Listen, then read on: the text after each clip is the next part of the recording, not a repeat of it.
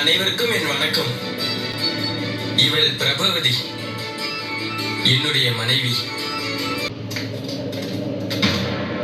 ஏன் அனைவரும் சென்று விட்டார்கள்? நாம் ஏதும் தவறு செய்து விட்டோமா?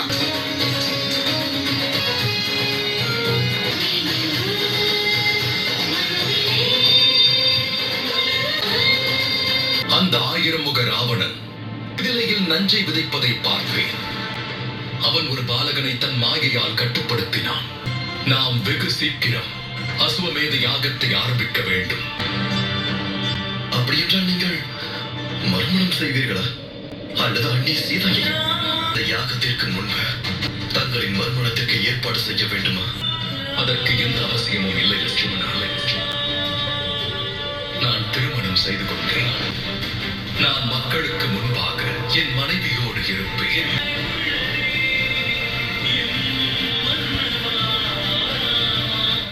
இந்த புது மகாராணியை நான் ஏற்க மாட்டேன். நானும் ஏற்க மாட்டேன். அவர் நம்முடைய மன்னன், எதையும் தவறாக செய்யக்கூடியவர் அல்ல.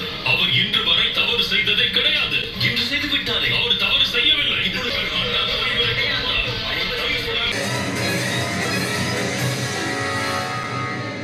அம்மா, அனைத்தும் நன்றே நடந்தது.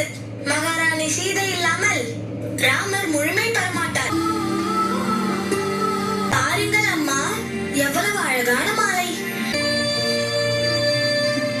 நீயே வழிகாட்டினாய் சீதா. பிரபு, நீங்கள் எது செய்தாலும் அது சரியாகத்தான் இருக்கும். ஆனால் மக்களிடையே நடக்கும் இந்த வாதங்களையும் விவாதங்களையும் தடுக்கக்கூடிய ஒரு வழியை அவசியம் கண்டுபிடிக்க வேண்டும்.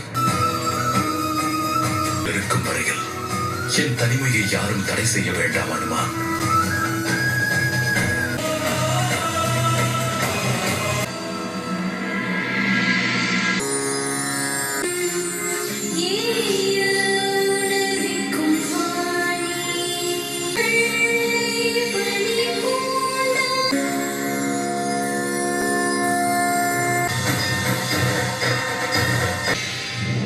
முனிவர் வால்மீகியின் ஆசி என்றென்றும் உங்களுக்கு கிடைக்கும் பிள்ளைகளே. உங்கள் குரு வால்மீகியின் விருப்பம் என்ன?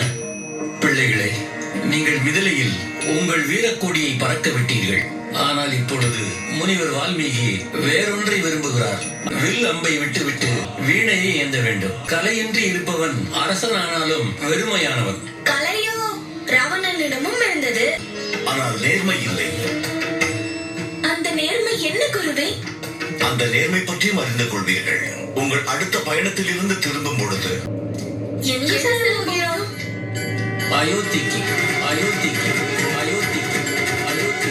நாங்கள் மிதிலை மகாராணியை தவிர நாங்கள் வேறு யாரையும் மகாராணியாக ஏற்க மாட்டோம். நாங்கள் பிரபு ராமரையும் எதிர்ப்போம்.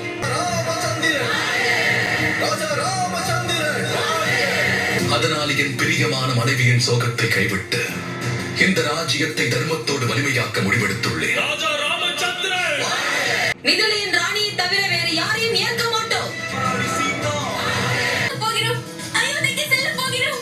அயோத்திக்கு செல்கிறோம். என்ன சொல்ற குசல்? பிரபு ராமரையும் அம்மா சீதையையும் பார்க்க போகிறோம். நாங்கள் செல்ல போகிறோம்.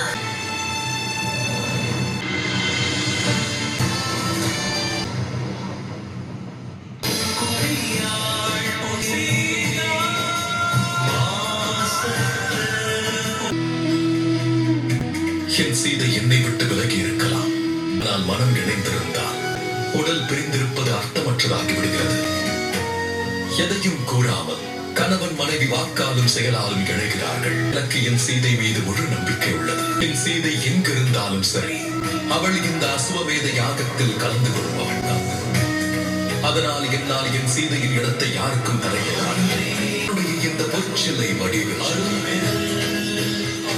இதன் பிறகு நீங்களே முடிவு செய்யுங்கள். நான் இந்த யாகத்தை நடத்துவதற்கு தகுதியானவனா இல்லையா என்று.